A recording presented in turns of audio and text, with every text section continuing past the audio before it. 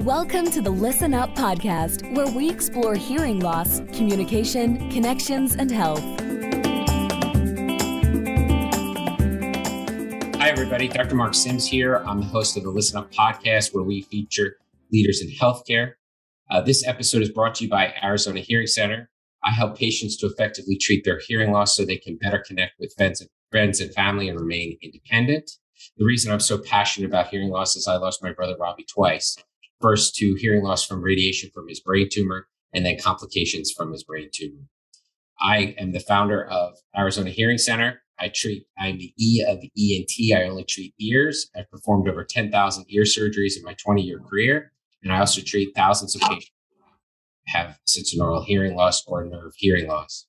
If you want to learn more about my book, which I'm an author of, it's called Listen Up, A Physician's Guide to Effectively Treating Your Hearing Loss. You can go to www.listenuphearing.com, or you can go to my practice website, which is www.azhear.com. I am really excited today. I have Dr. Briana Auman. She is a clinical neuropsychologist specializing in aging and neurodegenerative brain disorders. She earned her doctorate degree in psychology at Yeshiva University in New York, and then she completed a 2-year postdoctoral fellowship in the Department of Neurology at the University of Virginia Health Services. She now joined the Banner Sun Health Research Institute, and she provides outpatient neuropsychological testing. She also supervises graduate students and helps run their brain health check program. It's a free community program to see if you have cognitive problems. Outside of work, she spends her time gardening and working on her new house and exploring restaurants in Phoenix. I'm really excited to have her here. Welcome on the show. Oh, thank you for having me. Oh, my pleasure. My pleasure, man. Can you tell me, so I always want to tell people so now you're a neuropsychologist who specializes in aging, who as a background for the listeners, who also did a podcast on hearing loss and dementia. And we've worked together before, but we don't want to get that far. How did you go from being whoever you were to being a neuropsychologist? Tell me your pathway to that. As an undergraduate student, first of all, entered pre-med. So I wanted to help people, wanted to do something in the healthcare field, but it turns out I wasn't very good at chemistry. But it was the best failure ever because it led me on the path that I am now. So I switched to psychology and was so excited about helping patients through therapy, counseling, things like that. And then once I finally got into grad school, years later, I realized that was really hard without having a decent assessment of what the problem is to begin with. Sure. So I wasn't making much progress there. So that's what led me more towards the assessment side. And as you get deeper, each layer of asking, well, why do they do that? Why does their brain do that? It led me into neuropsychology. So when you say the assessment side, can you expand a little bit more? I mean, I know what you guys do, but can you, for the listeners, explain what that means? Sure. So in psychology, there's all different kinds of tests, right? Tests of personality that you can even take online now. Back in the day, there was like the Rorschach ink blot test to test your personality, your mental functioning. And those capture traits really well, but I felt like I was still kind of missing the underlying neuroscience piece. Like, where is all this coming from? Right. So that made me want to specialize adding in the brain part. Okay. And so you do in-depth testing of people to see how their brain is functioning? Yeah, so that's what we do now. We do end up testing the end result of all those electrochemical signals in the brain. That's memory, that's attention. And so that's what we end up measuring, try to infer what's going on inside. So what type of reasons would patients be sent to you for evaluation? In my clinic, at least, it's mostly people who have concerns about their memory or some other aspect of their thinking that they feel like is changing as they're getting older. So that's always the big question for me is, well, is that a change for you? And so how do you assess that, if you don't have a baseline, right? Like, so they probably didn't come in and get testing and say, well, now I'm thinking normal and my memories are good. So let me go get a test. So then if it changes, so how do you do that? I wish that everybody did have a baseline. So I always feel like it's okay. I'll schedule mine then. It's a great idea. So we kind of call it like a checkup from the neck up. You go in every year and get your heart tested, your blood pressure, your A1C for diabetes, but nobody thinks to worry about their cognitive functioning until they have concerns. But since we're not at that point yet, we try to get an estimate of cognitive functioning based on some general factors like education, what someone did for a living, what their skills would be. Someone who worked on jet engines is probably going to have a lot stronger visual problem solving than their verbal skills. But we also have some tests that really aren't affected even by the changes associated with aging and dementia. So we can use those to estimate a baseline and compare everything against that. So what's the most unusual occupation you've had a patient? Because I can't imagine it's not somebody like, wow, I never thought anybody did that for a living. That is a great question. I have met many people who worked their whole careers as self-published authors, and I never knew that was a possibility. Wow. That's that they write all day and are able to sell enough books to make a living. And they get to keep doing it, like I would say into retirement, but they're still working, but well into their 70s and 80s. Wow. They must have had like dozens and dozens of books. Having written one book, that's a lot of work, I'll just tell you. But for some people, it's a love, obviously. And so do they get referred by family, friends, their physicians? How does one get to you in terms of not the physical calling of the phone number? I mean, what is the typical pathway to you? Typically, people will show up to their primary care doctor's office and during their annual Medicare visit, mention, I do have some concerns about my memory. And their primary care doctor might do a short cognitive screening. Hopefully, either way, he'll refer them on to us because those short cognitive tests don't always pick up on things. Right. And they'll see one of the neurologists at our clinic, and 95% of our patients who see our neurologist also get cognitive testing, which is an important piece of the puzzle. So one of the things I mentioned in your introduction was, the brain health check, right? Mm-hmm. So what does that program compose of? In other words, if somebody's going to get a brain health check, what does that mean? We just started this program about 2 years ago, and it's a totally free community service. So people don't have to be a patient of any particular clinic, and you don't have to sign up for any research. It's just that we felt that a lot of people were being missed because they weren't getting that cognitive screening, maybe at their primary care doctor's office. So what it is people do a short cognitive assessment, about 15 minutes, and then we put that into an algorithm that compares that to what are the expected results. And actually, the important piece is give them a printout that shows where you stand related to what we would expect and concern. So it's like your vitals of your brain. Exactly. So what does that test consist of? Is that the MoCA or what is it? It's like a MoCA plus. So we do a MoCA, also some additional tests of language and visual spatial skills that we kind of felt weren't really captured there. And then some questionnaires. And one of them is about objective changes in thinking and daily functioning, because that's actually been shown to be a really important predictor of later cognitive change, even if their brief cognitive testing looks fine. So for the listeners, the MoCA is the Montreal Cognitive Assessment. And so that's a test that people can be taught how to do to initially screen people. And so, correct me if I'm wrong, did I just hear you say that people, their own awareness of their cognitive issue is one of the most predictive things of them having cognitive problems? Right. So, for example, in our screening program, if someone endorses concerns about changes in their functioning over the past couple of years, even if they perform well, they'll still be in our high risk category, and we'll recommend that they get some additional evaluation.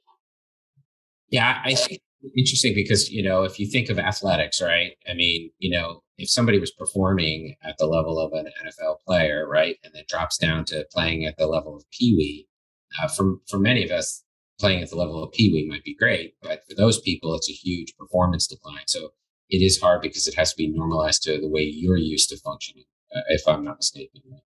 That's exactly what it's designed to capture. And so how about loved ones and spouses? Are they highly predictive of cognitive issues? A wife or a husband or a loved one, are they highly predictive of cognitive issues. Yes, and that's actually a part of it too. If someone coming in to get a brain health check-in chooses to bring someone with them and is okay with their person with them also filling out some of the questionnaires, they have the exact same questions. We get their perspective too, because that's also been shown that it can predict later cognitive decline. So I guess the takeaway could be if your loved one's telling you your memory's not as good as it was, it probably is not as good as it was, right? Because really, like, why would a loved one tell you that unless it were true, right? I mean, unless they're the meanest person around. Exactly. They don't want to hurt you. And if anything, it might come up during that meeting in our brain health check-in and never was mentioned before because nobody's asked. I've always, one of the things that fascinates me about medicine is like utilization. Like, so of the people who what percentage of people are actually coming to you? In other words, you have a predicted size of a patient population that has this problem. And then of that predicted size, what percentage are actually getting this type of evaluation today? I bet you it's small, unfortunately, but I'm just kind of wondering. Yes, there's huge proportions of untreated dementia.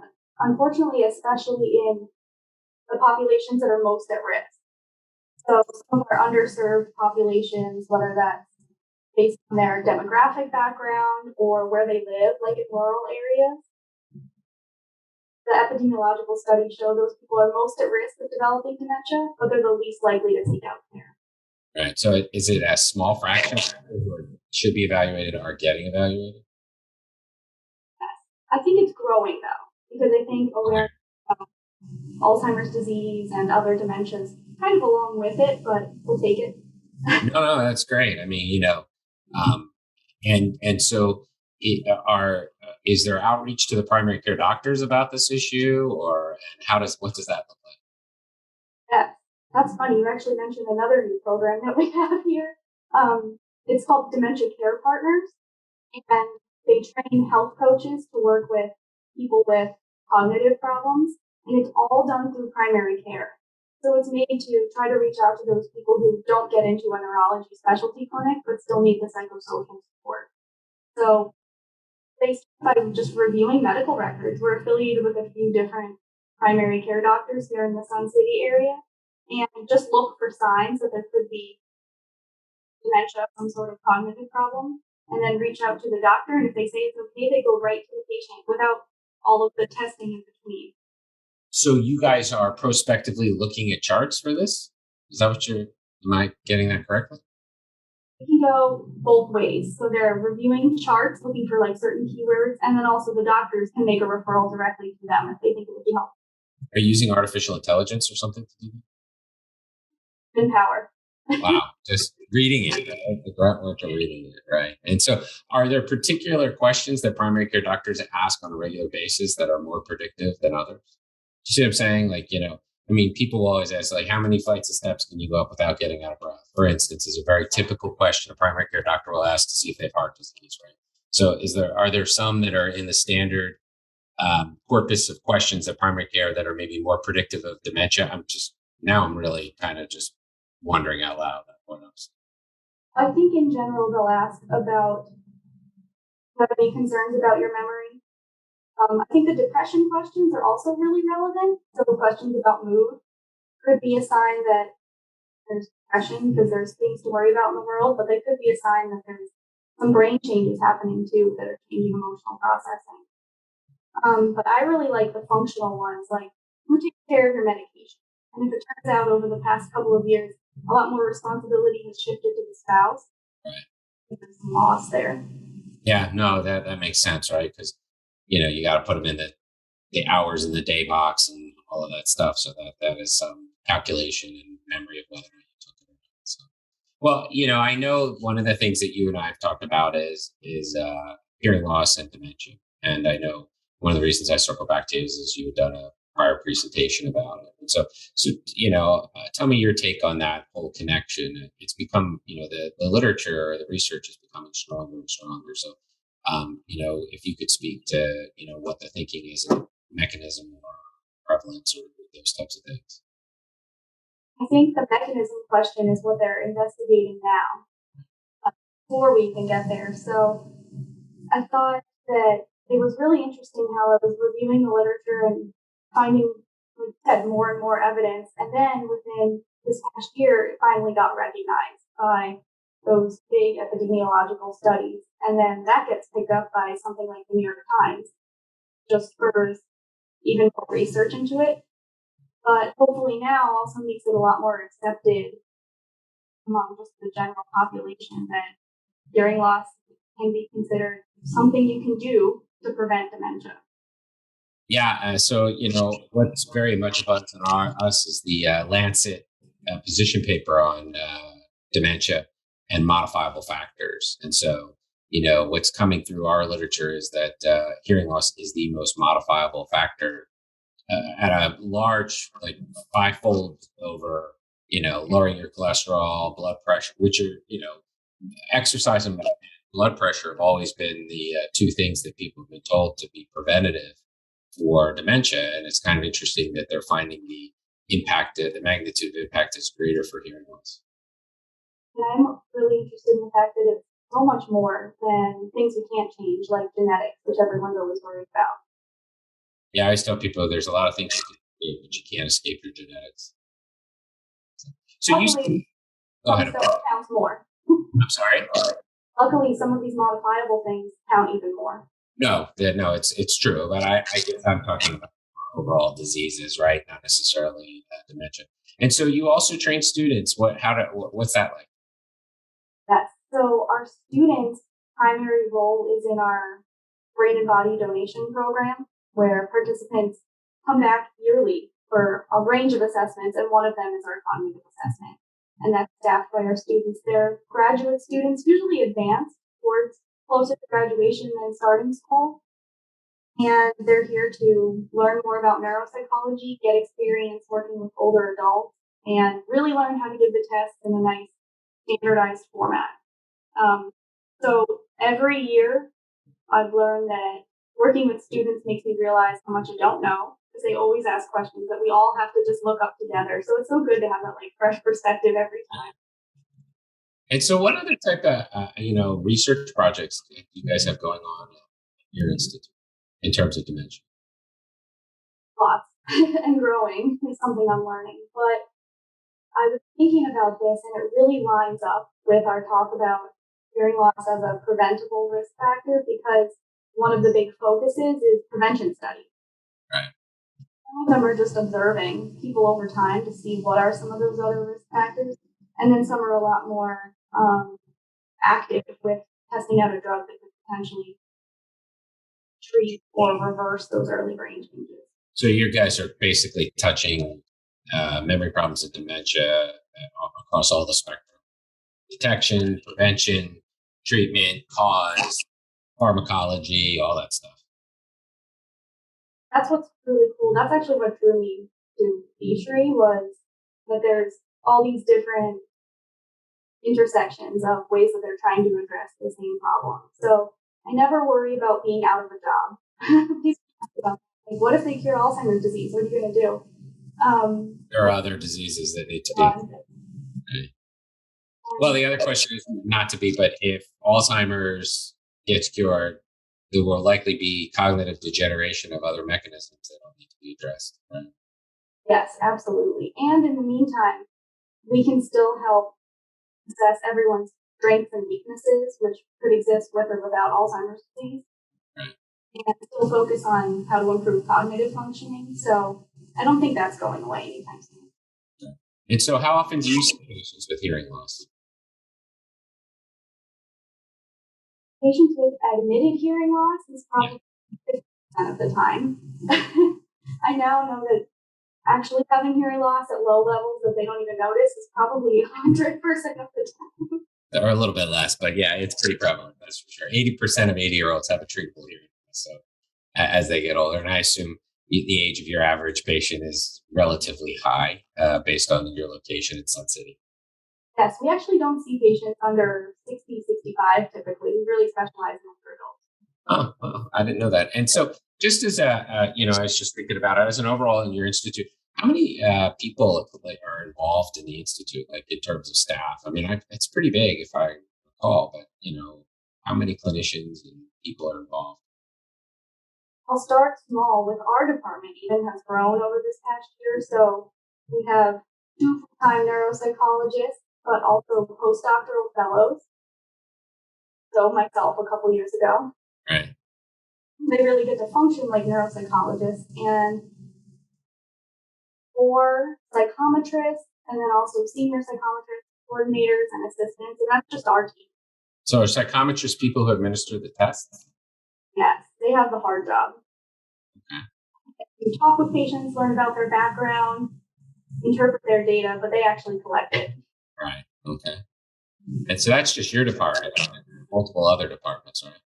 Yes. So we also have neurologists and neurology nurse practitioners. Of course, all of our awesome medical assistants and front office staff, and our science researchers in the autopsy lab. And statisticians, you must have all that support too, research support. And then it kind of depends how far out it goes, because we also have our sister campus, the Banner Alzheimer's Institute downtown, and we basically mirror each other and do the same thing. Wow, that's amazing. That's amazing. So, if somebody wanted to get an evaluation, what things would you tell them they should be looking for? Or what are the things that you would say, hey, if this or this is happening, you should consider getting an evaluation, just as a general guide? I think one of the big things is thinking about, is this different than myself just a couple years ago? Of course, everyone's going to be different than they were when they were a young adult. Right. Even in midlife. But if there's been a big change in how sharp you feel or the things that you do, you notice that your world has kind of gotten smaller. But really, specific things that people often tell me is forgetting conversation. If people start saying, we already talked about this, remember? That's a sign that it's definitely worth checking out. Because that's a short-term memory issue?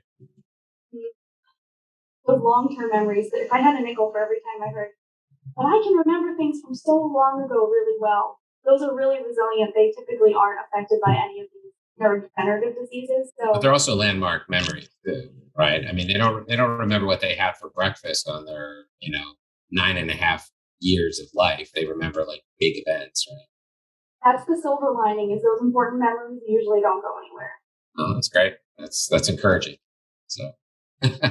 So, other questions that I always love to ask people, I always ask people, who would you thank if people said to you, you're getting an award, lifetime award, and I want to thank, who are those people you would thank who helped you to get where you are today? So I have to start with my husband, who's followed me around all the country for this different training, and finally did us up here in Arizona, which I think was our biggest adventure. And then also my parents, who I was thinking back about the journey question, and they've supported me even when I was a little kid, and I was one of those kids who always asked, why? Mm. They never told me not to worry about it. Instead, they said, let's figure it out. So I really appreciate that. That's awesome. Those are great stories. And then the last question is, being that it is a hearing podcast, what's your favorite sound? Coffee brewing in the morning. That going through that gurgling sound are you talking about, or just the drip sound? Mm-hmm.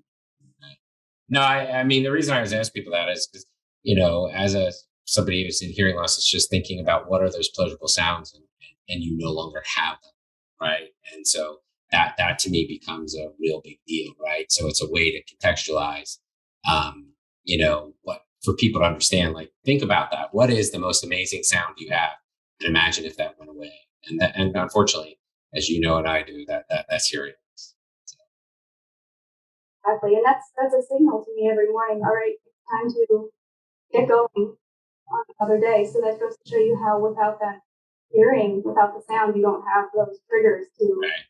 Very much so. Or an alarm as a practical matter. That's what alarms do, right? So if people, Briana, they want to get a hold of you, how could people get a hold of you?